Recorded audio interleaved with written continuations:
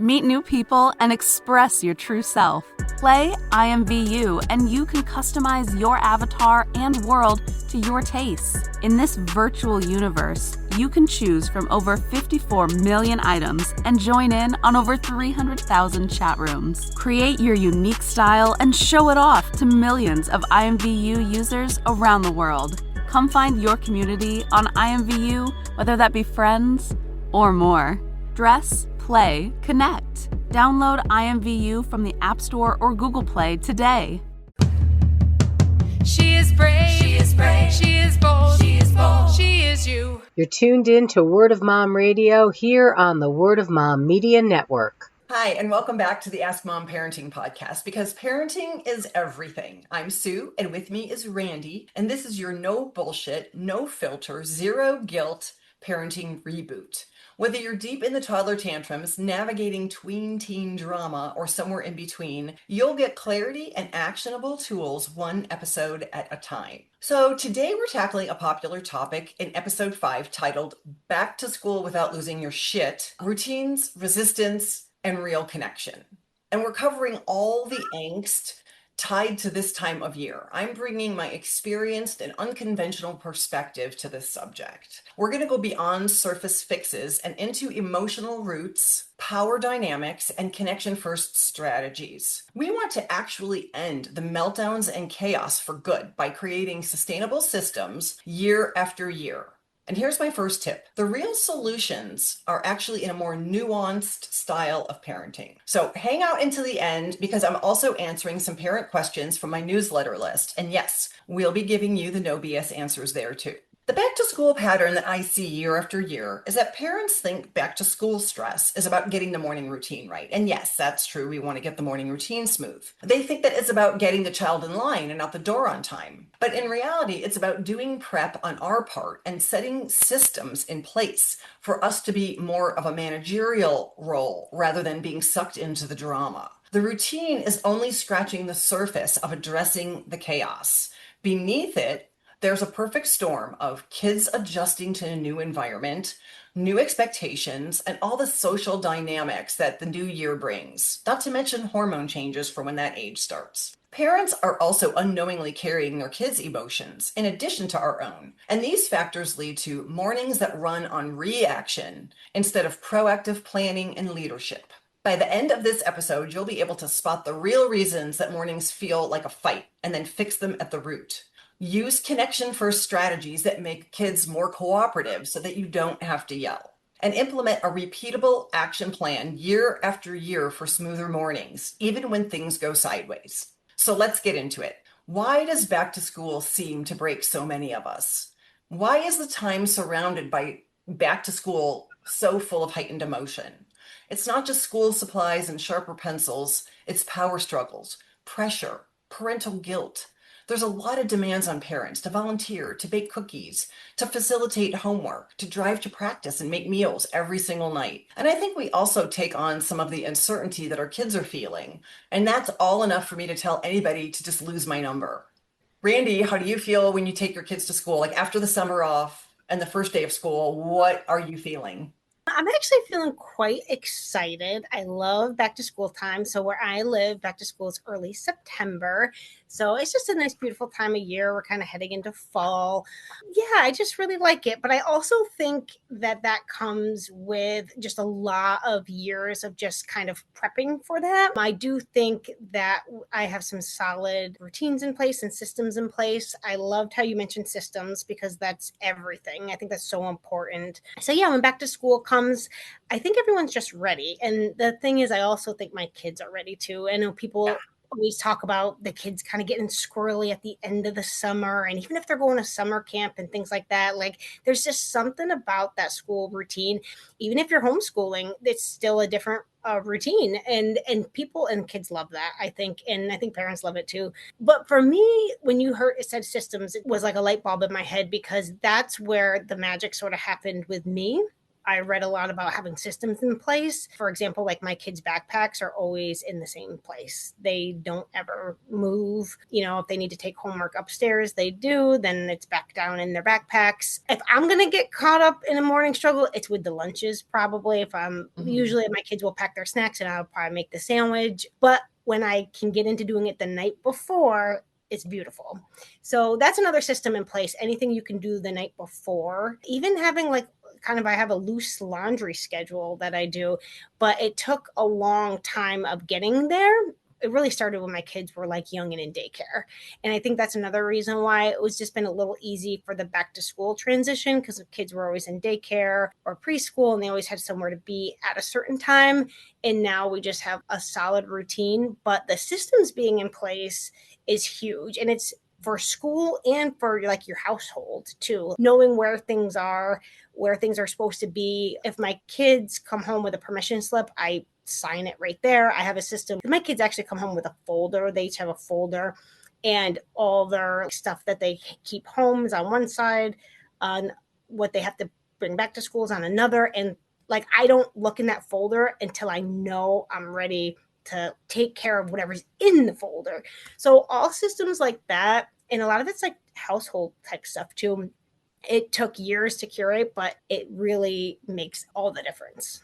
Right. That's what I'm saying. We're going to talk about systems. We're going to talk about a lot of different ideas that will help us sustain this for, year after year, so that we don't find ourselves into the chaos and the drama year after year. We want this to be over for parents. We want them to have the confidence to know that their home is set up and ready to go for back to school, so that it becomes less of an emotional overwhelm for moms and dads. And parents tell me that back to school stress is about getting the morning routine right, but actually it's so much deeper. It's about learning to lead our kids in a time of transition. It's also about addressing any underlying emotional root causes that are really behind the meltdowns and chaos. So the system is one thing, but we also have all of the emotional tug that we're dealing with every morning. And I think that's the part that drains us the most. And what do you think the real reason we yell in the morning is? It's not necessarily a kid behavior issue. It's more of a leadership gap. Kids are the chaos. Kids are the chaos. They're full of uncertainty, stress, insecurity. Each year starts over and they face a new year. And we already know to expect this. We already know that the kids' emotions are going to be heightened at the beginning of the year. Even though they're excited to go back and kind of get a new structure, they're also super nervous. And we do pick up on that. So since we already know to expect all of the heightened emotions, if we keep allowing ourselves to get sucked into the inevitable vortex of expected turmoil, then are we really in charge? So we're the ones with the wisdom, and we're the steady creators and overseers of the system that we're going to learn how to create. Your child isn't always resisting you in the morning when they're melting down. They're resisting sometimes any lack of routine or unpredictability. Or they're distracted by the stress of their upcoming day, and we take the hits because we are their safe space. So we can reframe our yelling as a symptom of being in reactive parenting mode. To prevent that reaction, we want to carve the time for prep time at night and lay out clothes, check homework, backpacks, and this tiny effort will go so far as to get rid of some of those issues that are likely to pop up in the morning, like you said, Randee. Kids create the checklist, and that sets them up for success. Each school year changes. Each year, the child is responsible for deciding what goes on that checklist. Sometimes at the first week or two, it's going to take them a little while to understand what's expected of them and how their list should look. But the child will make each their own checklist on what is needed to do for prep for this year. Once the system is in place, we just keep this whole structure going year after year. Everyone learns to manage their own deadlines, their own details, while you just oversee the main event by setting the expectation. At night, at whatever time, after dinner, after homework, whenever it is, you guys decide, when are we doing our prep time? And then you just have to oversee, is the checklist done? And has everything been completed? You don't need to create the checklist. You don't need to do any of that. You just get to stand back and ask, did your checklist get done? Leadership parenting says that we have a problem and here's how we're going to fix it. Or in this case, prevent any problems with our prep time. So that's several less items that we're going to have to deal with in the morning if we take care of it at night. The reframe here is grab control of the chaos before it grabs control of you. Prep time at night is one way to do that. And having your kids do their own checklist is the next way. Randee, what kind of routines, do you have any specific routines at night that you guys do for your prep time? Yeah, I would say so. First of all, though, I do want to say I love the checklist idea or any sort of little bit of a reminder for that or even a routine. I started doing that with my daughter. She's my oldest. When she was 4 years old going into preschool, even if kids can't read yet, there's a visual schedule, and so that they know to like get their backpack ready and things like that. For bedtime specifically, we have a very sort of strict and protective routine around that because for years my kids did not sleep well. My daughter was waking up every 30 minutes around the clock and as a newborn, and finally it took literal years to get to that point. So we're very protective of bedtime. So what that comes with is backpacks are kept the same spot. So if you have any homework that needs to go in there the night before, we kind of do that. But then as far as like a solid routine goes for sleep, it's like kind of after dinner things start rolling. That's when there's kind of no screen time after that to try to reduce any bedtime agitation from being on a screen and the blue light behind that. And then it's like showers and things like that and doing something quiet and reading and things like that. But that is like super protective. Like after dinner, nothing else really happens except for getting ready for bed. And that really allows like a 1 to 2 hour time period for winding down. My son really needs that. He's 7. My daughter's about to turn 11. So we're playing around with a little increasing the bedtime, and maybe you can, watch one show. So we are kind of loosening that with her and testing out and seeing as long as it doesn't affect her sleep, we can start to maybe stretch that a little bit. And so far, so good. So that's how we do the nighttime routine.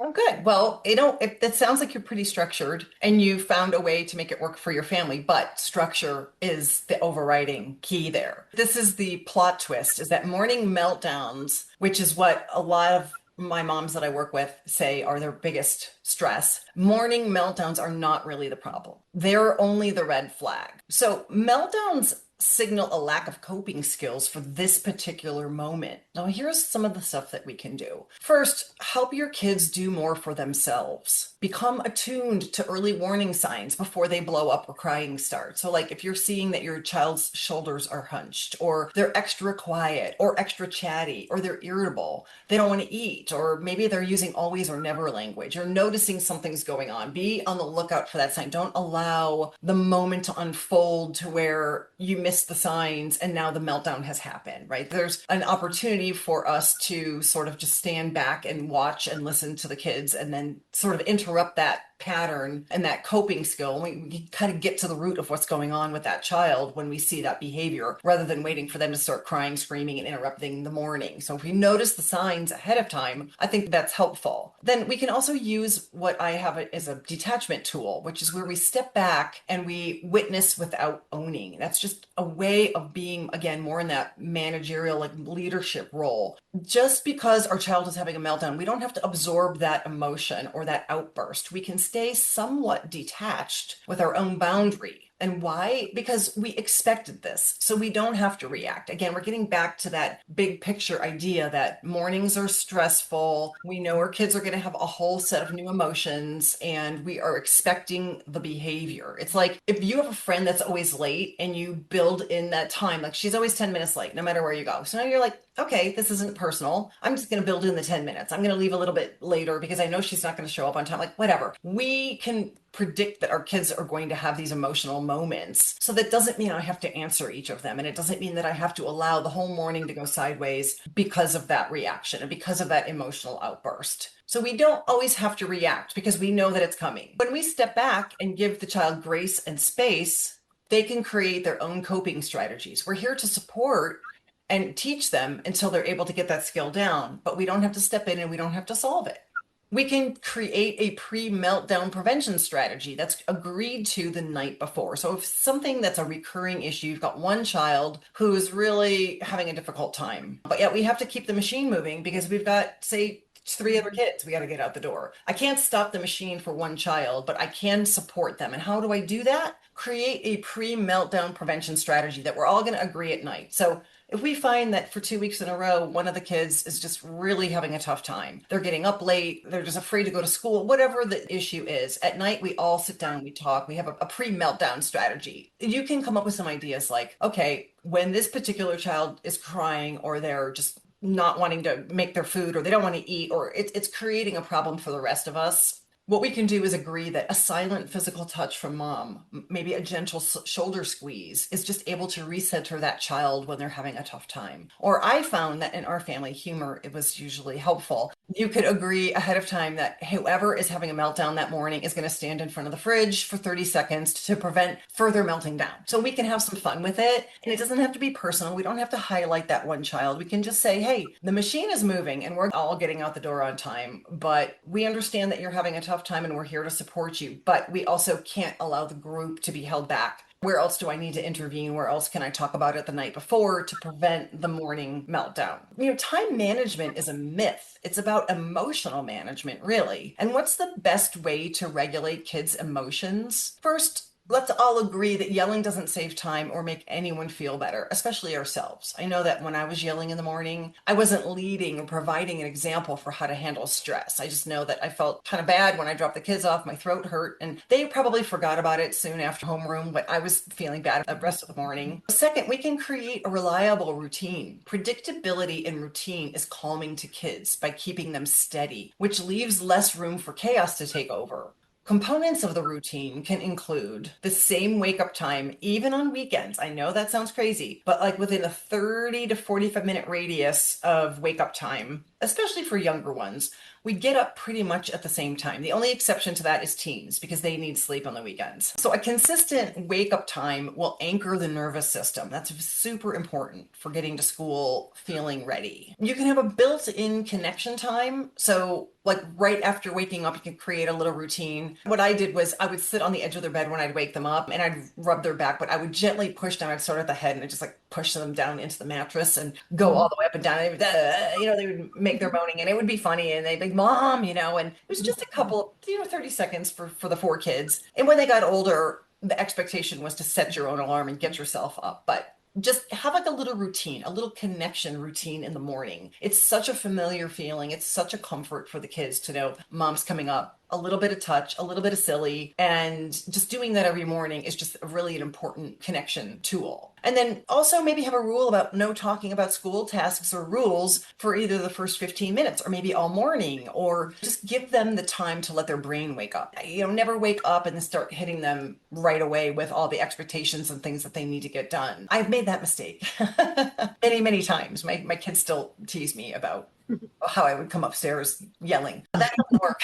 By the way, note to self, parenting the feelings under the surface. So the chaos that we're having in the morning and the meltdowns, we're always looking for what's going on behind it. It's not what, it's why. These are the nuanced strategies that I talked about in the beginning. So first you can start to address your own back to school emotions. We often mirror the anxiety or the guilt that the kids are feeling. We're moms, we're nurturing, we're empathetic. Sometimes we're taking that on, and therefore we're more easily getting sucked into that drama in the morning and all the chaos and the emotion, the heightened emotion. So if we're expecting behavior to go sideways or we're planning ahead, we get less likely to get sucked in. Just remember, are you taking that on? And if so, it's not your deal. I know that sounds harsh, but it's theirs to figure out, and you've already been to school. So we don't need to take any of that on. And that is how the kids will develop their own coping skills and create their own decisions. And when we're in more of a support role, it means that we step in when needed, not all the time to solve each emotion. You can help your child decode any sadness or resistance. Another nuanced parenting strategy to get through the mornings is to help your child be able to learn how to decode their own sadness, their resistance of maybe why they don't want to go to school or see a certain friend or any hesitation that they have. You can teach them how to zoom out of any micro moment. I have a whole protocol that I teach about decision making, which we'll get to in another podcast. But But one of the tricks to that is teaching the kids to zoom out of that micro moment, how to teach kids to get out of that specific moment, whether it's thinking about something else that they get excited about, thinking about what do they have control over, never feeling that something that somebody says to them makes them feel like a victim. Whatever the situation is, we can help our child sort of get in touch with their own feelings and decode their own reasons for sadness and resistance by maybe just a gentle probing, asking a few simple questions, helping them zoom out of that micro moment that's got them all full of anxiety at that particular time, and then help them get past that so that the morning can get back on track. And instead of saying a blanket statement like, you'll be fine,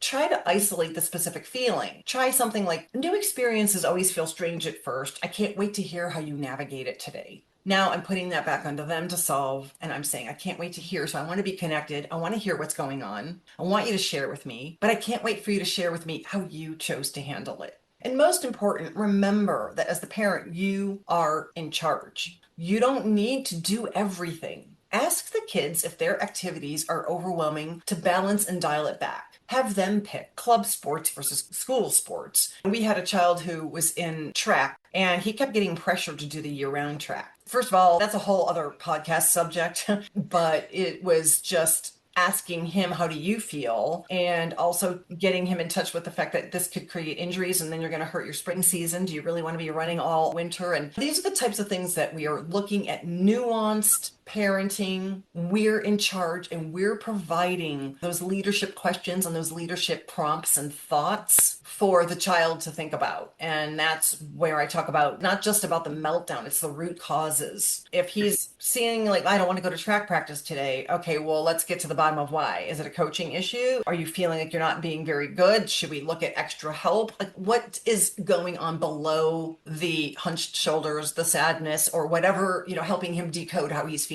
What's going on beneath that? So wrapping this up, here is a repeatable action plan that I think will really be beneficial for moms in the morning to keep things on track, to keep things moving, addressing the emotional outbursts that we now know we don't have to react to because we know they're coming. We already know. Let's just admit, we all know that there's going to be meltdowns. So why are we acting like we're surprised? And why are we acting like we have to come up with some fancy tool? We don't. We can help them solve it for themselves. But the repeatable action plan that you can build out each year and change it for the school year, create the night before prep time to prevent reactive yelling in the morning. Kids are in charge of their own checklist. You're in charge of making sure that the action plan takes place every night. So you just have to follow up. Did you go through your checklist? Oh, and guess what? If they tell you they went through the checklist and they didn't, and now they're rushing in the morning and they forget their lunch or they forget something, that's not for me to solve. Right? This is logical consequence. This is how life is out in society. This is how real life is. By me supplementing these decisions for them just cripples them, just prevents the coping mechanisms. Yes, it hurts. Life does hurt, but then it probably won't happen again. Next time I ask you if your checklist was done and you missed your homework and you had a 0, your checklist will get done. So I don't need to micromanage the checklist. I don't need to micromanage all of the things that they're doing, but I will prompt you every night. Did you get your checklist done? That they created. Learn how to spot pre-meltdown signs so that you can interrupt them. Know your child's red flags and have a sign for redirection. The sign could be the gentle shoulder touch, the agreed time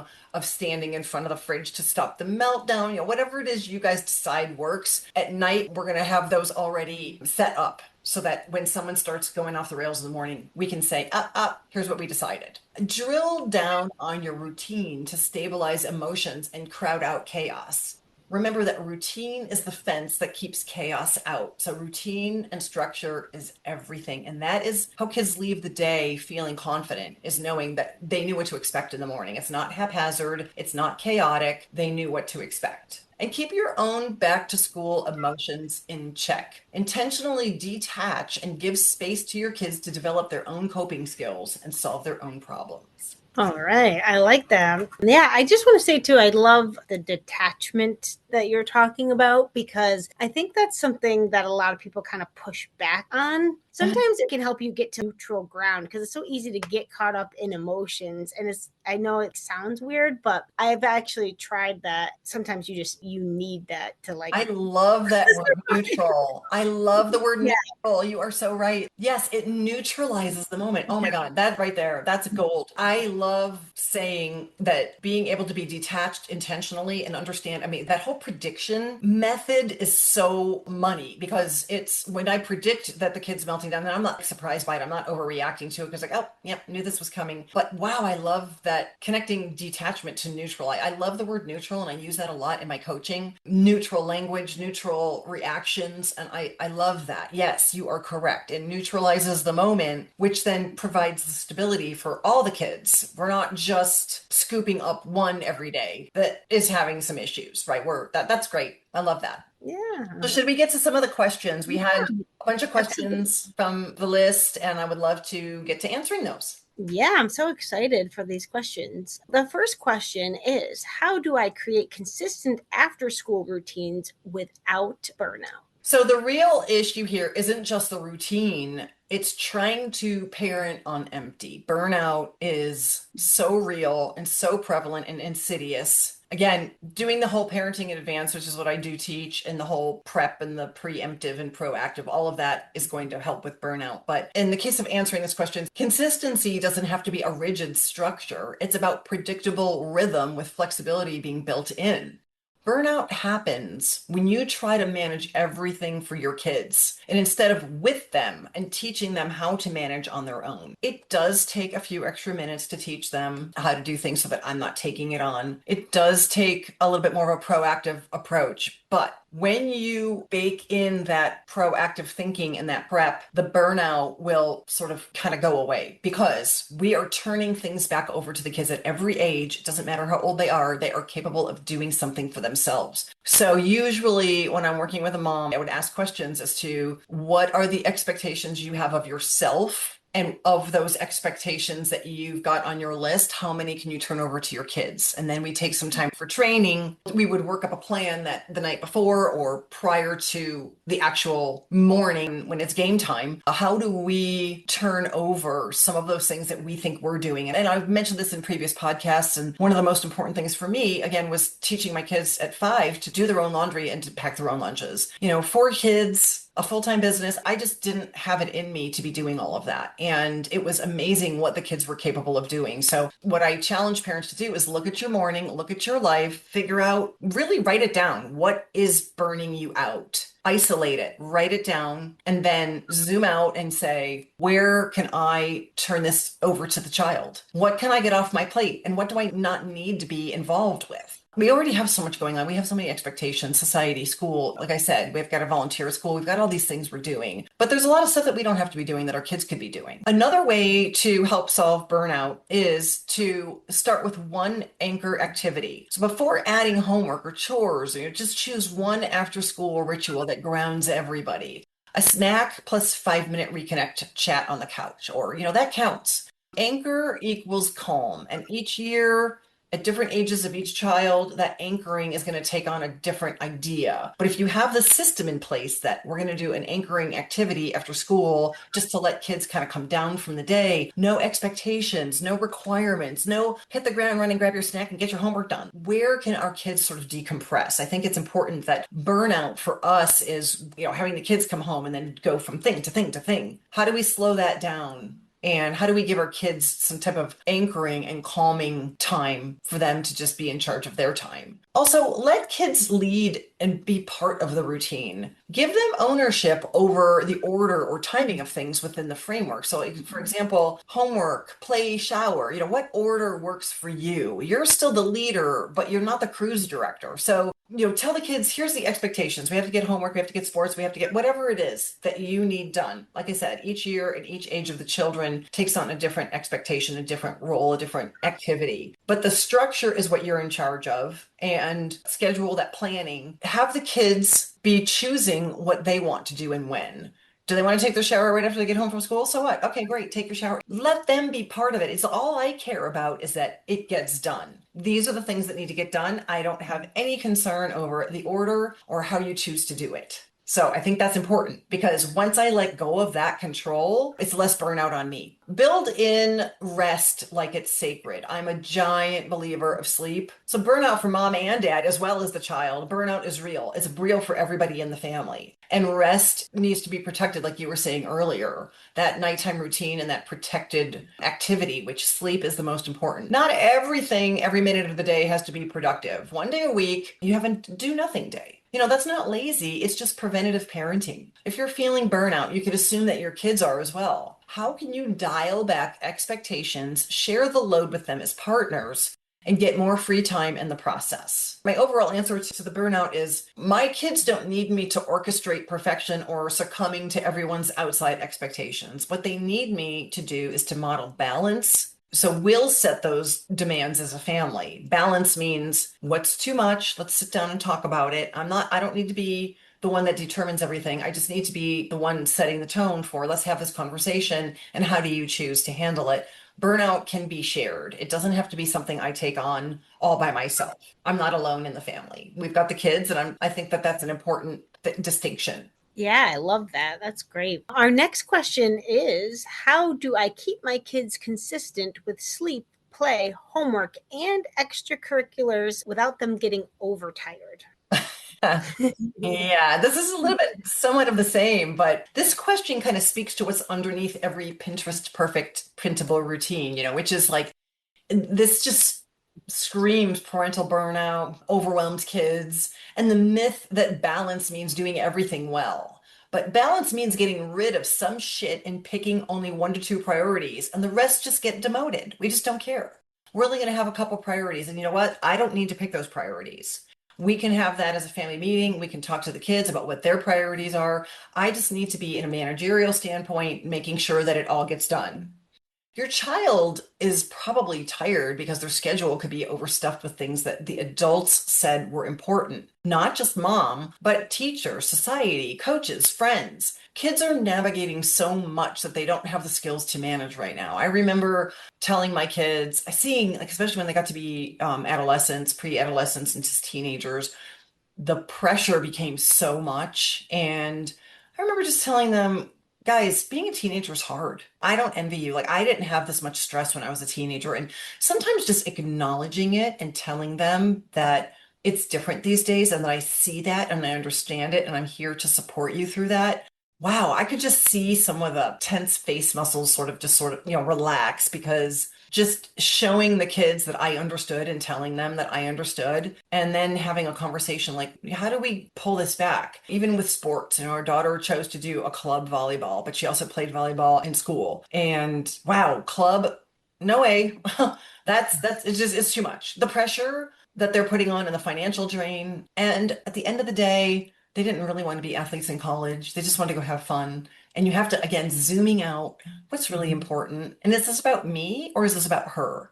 I think it's important to think about all of those factors and incorporate all of them into your decisions, the conversations that you have with your kids. I think overall, what I would teach is that sleep is non-negotiable. That was something we just were not going to budge on. Everything else flexes to sleep. With rest, everything is possible. I guarded bedtime for all it's worth. If an extracurricular activity pushes bedtime later than the child can handle, that activity isn't worth the cranky mornings and the behavior blowback that we're going to get. Rotate the focus. Don't stack it all at once. So you can do a rotating schedule. Some weeks the focus is play. Other weeks it's school. Teach your kids that not everything gets 100% every day. It's not failure. It's a reality, and that's what we do as adults to pace ourselves. It's what balance really looks like in real life. And they kind of look for that crash window.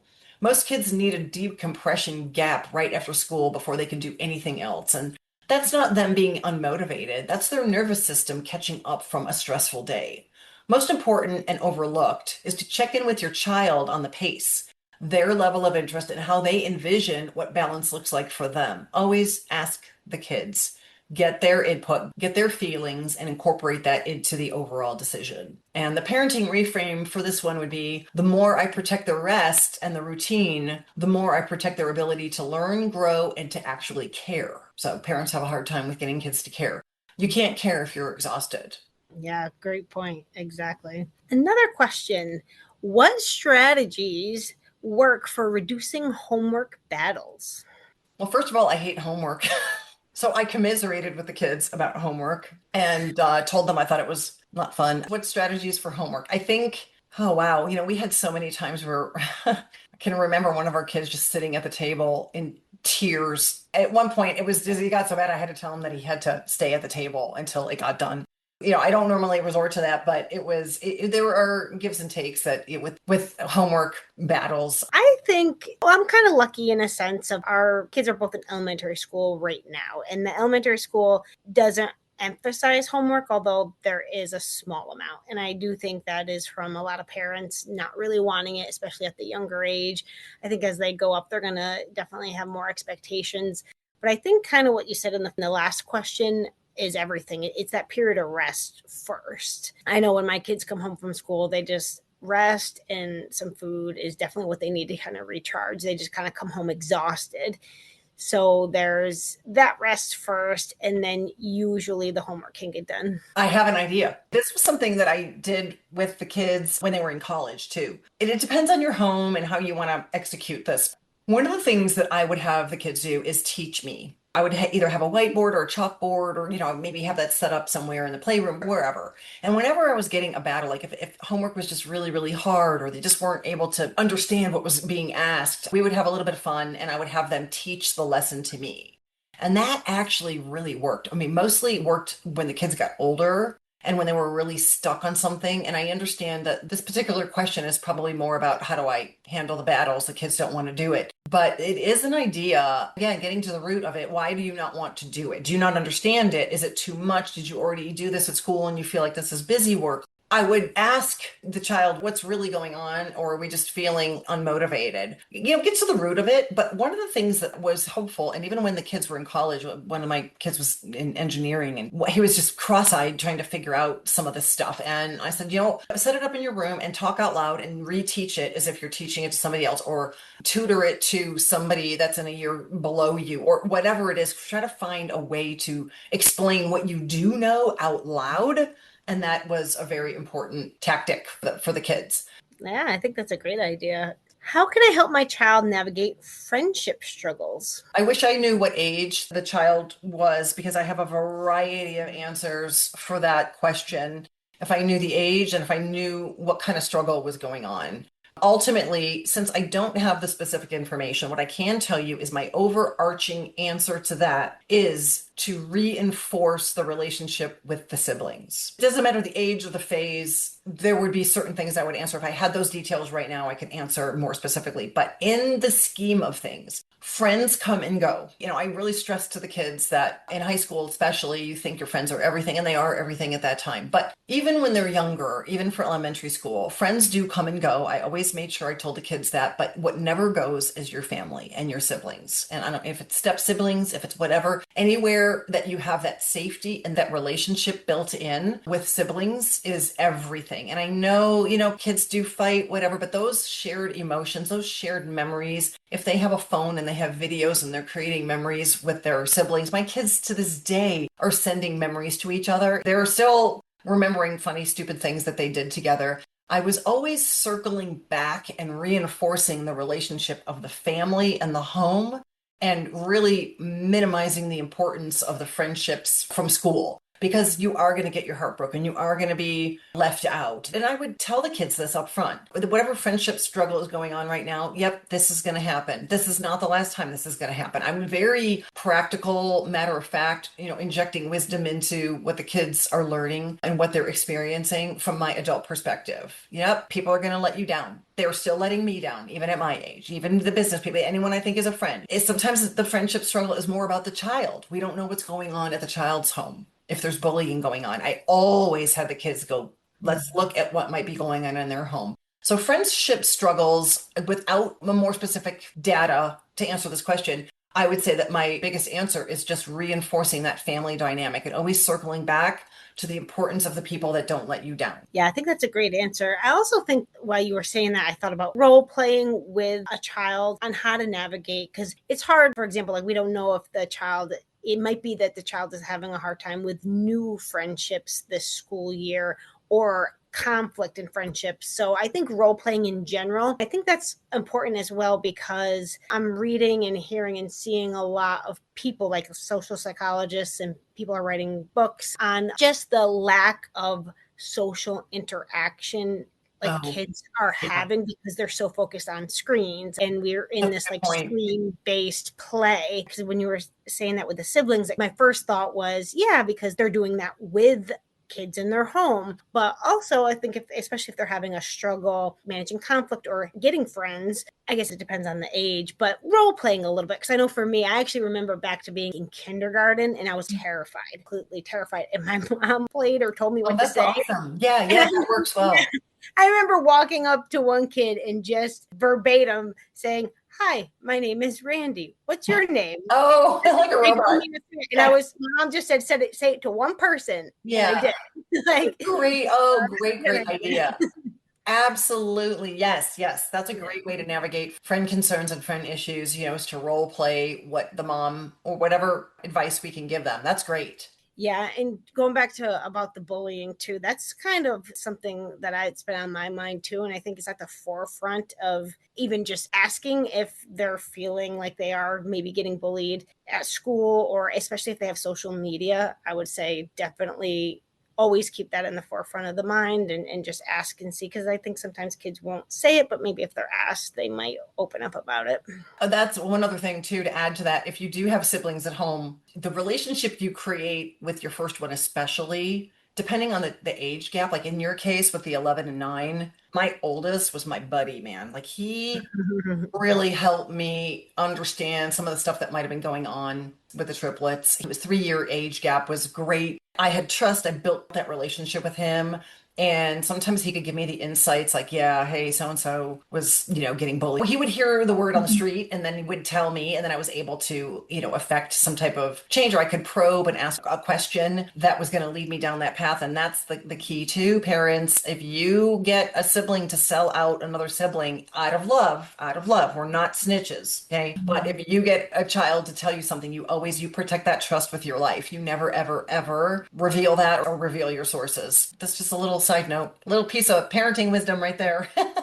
Yeah, I love that. That's Yeah. great. One more. How can I make the transition to back to school routines smoother for my kids? So I know we pretty much talked about morning routines. We talked about kind of some afternoon routines, and even touched on evenings. But I guess there's just a little, I think, other transitions. They might be doing earlier bedtimes or reducing screen time, or even other transitions. They got to eat a lot of junk food over the summer and we're reining that in. So just curious what your thoughts were on that. Again, I live in the big picture, and that's why I love doing this podcast with you, because you are so into the details of the day, and I love that. But what hit me oddly with that question, and I don't know why, but I thought, school choice. Do we sit down and talk to the kids about where they're going to school and where do they want to go to that school, and do they want to be homeschooled, or like whatever? Like, I don't know why I went there with that question. I know that that really doesn't have anything to do with making school mornings smoother, but again, I'm always getting to the root. I'm not just looking at the surface behavior. When I hear that question, my mind, as a mom of four, I go right to, why are my mornings not smooth? What can I do to prep the night before? My main answer too is, how do I get my kids to take on more? When your kid has skin in the game, they're taking ownership, and the morning is going to go more smoothly. 90% of the time when I'm talking to parents, I'm seeing that they will have an intellectual conversation with me about, yes, I should, but the execution level just isn't there. Sometimes they're just not holding that boundary, or they're not creating that structure or that system. And so I come back to the system, I come back to the prep. However, there's some type of intuitiveness I'm getting from that question. I don't know why. That's making me say, how often are your mornings not smooth if you've put those things in place, if you're prepping at night and you're doing all the things that we talked about, and you're turning some more things over to your kids, and you're detaching with intention to let them hold that space for themselves, and they are also dealing with consequences of their inaction, you have to allow that.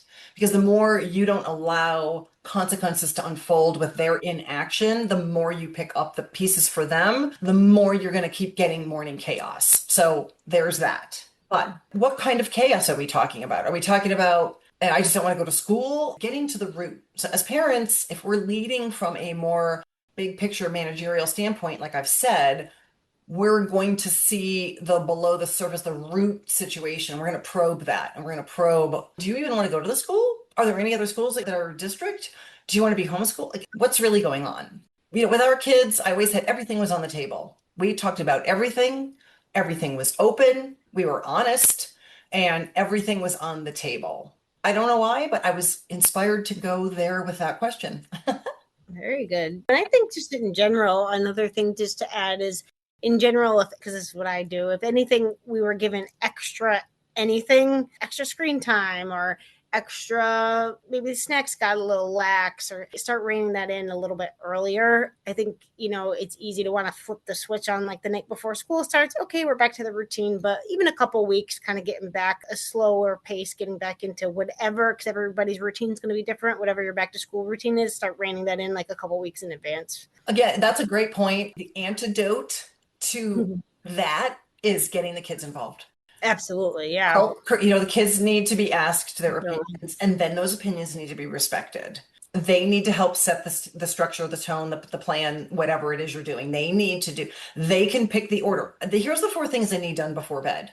X, Y, Z, A, B, C, D. All right. I don't care how you do it. I just care that it gets done. And then that translates to when they get to be teenagers and you need the lawn mowed. I don't go, you need to mow the lawn on Friday. I say, hey, I know that you've got plans this weekend. I know that those are important to you. I just need the lawn mowed this weekend. And then I let it go. And if by Sunday at 5, the lawn's not mowed, of course, we're getting out there and we're mowing the lawn, even if it's in the dark with a headlamp on. I'm in charge of making sure it gets done. But when you give these kids the freedom within those boundaries and you just set the tone and you get them involved, when they have that buy-in to what the structure is, what the rules are, and they helped create them, you have just cut by more than 50% pushback, chaos, meltdowns, because now you can come back and say, well, this was what you created. This is what you thought was going to work. Does this not work for you anymore? How should we change it so it works? So again, come back to all of the things that we talked about in this podcast and all of the actionable points that are going to help you get your mornings running smoother and having back to school time become, I would never say a lot of fun, but less chaotic maybe. So this wraps up our episode 5 for back to school. If you would like to get personalized coaching and speak with me directly, you can go to askmomparenting.com and look for the coaching link, or sign up for the newsletter or email me. I have a copy of 20 conversation starters for after school that aren't how was your day. I would love to have put those up on my website, but my website's not cooperating. So in this particular case, please email me, sue@askmomparenting.com. and I will send you the free 20 conversation starters for after school. Thank you so much for listening, and happy parenting. She is sure. She is sure. She is strong. She is strong. She is true. She is true. She is brave. She is brave. She is bold. She is bold. She is you. She is you. She is you. She is you. She is sure. She is sure. She is strong. She is strong. She is true. She is true. She is brave. She is brave. She is bold. She is bold. She is you. She is you. She is you. She is you.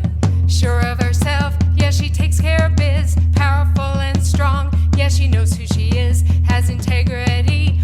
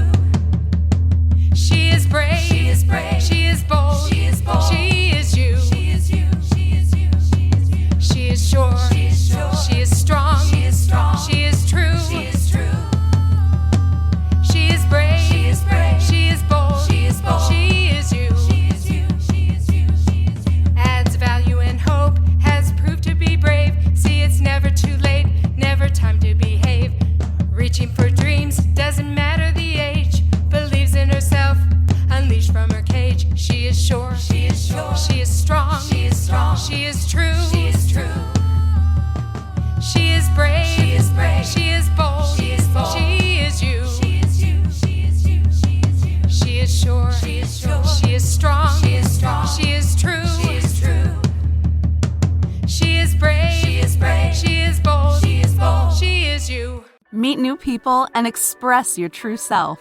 Play IMVU and you can customize your avatar and world to your tastes. In this virtual universe, you can choose from over 54 million items and join in on over 300,000 chat rooms. Create your unique style and show it off to millions of IMVU users around the world. Come find your community on IMVU, whether that be friends or more.